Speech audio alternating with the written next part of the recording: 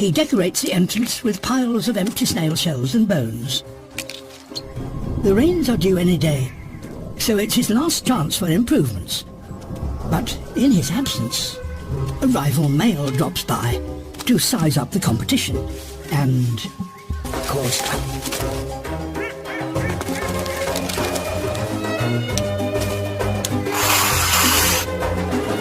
And perhaps one of the best bits would look good in his bower. The owner is back, and something isn't right. Repairs are needed. Time to rehearse his courtship display. But sadly, he may only ever dance alone. For the last 3 years, the rains have failed.